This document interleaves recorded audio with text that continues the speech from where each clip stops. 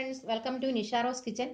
വളരെ തിരക്ക് പിടിച്ചവരാണ് നമ്മൾ. നമുക്ക് ജോലിക്കൊക്കെ പോകുമ്പം അത് രാവിലെ തന്നെ നമുക്ക് കറിയൊക്കെ ഉണ്ടാക്കണം, ഓഫീസിൽ പോകണം. അങ്ങനെയൊക്കെ വളരെ ഏറെ തിരക്കുള്ള സമയത്ത് നമുക്ക് ഫുഡ് ഉണ്ടാക്കുമ്പം കറി എങ്ങനെയാണ് നമ്മൾ തയ്യാറാകുന്നത് നോക്കും. അപ്പോഴാണ് നമ്മൾ ഓർക്കുന്നത് തേങ്ങ ചിരകിയെടുക്കണമല്ലോ എന്ന്.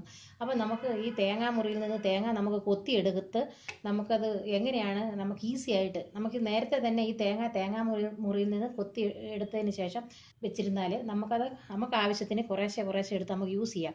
അപ്പോൾ അതിനായിട്ട് നമുക്ക് എങ്ങനെയാണ് എത്രയും ഈസി ആയിട്ട് നമുക്ക് തേങ്ങാ മുറിയിൽ നിന്ന് തേങ്ങ എടുത്ത് വയ്ക്കുന്നതെന്ന് നോക്കാം. നമ്മൾ ചിരവ ഉപയോഗിച്ചാണ് നമ്മൾ ഈ തേങ്ങ ചിരവി എടുക്കുന്നത്. നമുക്ക് ചിരവ യൂസ് ചെയ്യാതെ നമുക്ക് എങ്ങനെയാണ് ഇത് ഈസി ആയിട്ട് ചെയ്തെന്ന് നോക്കാം. നമുക്കിത് ഈ തേങ്ങാമുറിയിൽ നിന്ന് നമുക്ക് തേങ്ങ കൊത്തിയെടുക്കാം. ആദ്യമായിട്ടാണ് നിങ്ങൾ ഈ ചാനൽ കാണുന്നതെങ്കിൽ ഞങ്ങളുടെ ചാനൽ സബ്സ്ക്രൈബ് ചെയ്യാൻ മറക്കരുത്. തൊട്ടടുത്ത് കാണുന്ന ബെൽ ബട്ടൺ കൂടി പ്രസ് ചെയ്യണം. ഇനി നമുക്ക് ഈ തേങ്ങ കൊത്തിയെടുക്കാം. കൊത്തിയെടുക്കുന്നത് എങ്ങനെയാണെന്ന് ഞാൻ കാണിച്ചു തരാം. നമ്മളിങ്ങനെ തേങ്ങ എടുത്തതിന് ശേഷം ഇതുപോലെയുള്ള ഒരു കത്തി എടുക്കണം.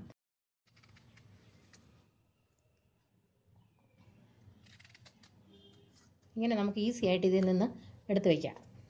ഇത് എല്ലാം തന്നെ ഒരു തേങ്ങ നമുക്ക് പൊട്ടിച്ചെടുത്ത് കഴിഞ്ഞാൽ നമുക്ക് എല്ലാം തന്നെ ഇങ്ങനെ നമുക്ക് സമയമുള്ളപ്പോൾ എടുത്ത് വെച്ച് നമ്മൾ വിപ്പ് ചെയ്തെടുത്ത് വെച്ചിരുന്നാൽ മതി. അത് നമുക്ക് കുറേശ്ശെ നമ്മുടെ കറികൾക്ക് യൂസ് ചെയ്യാം.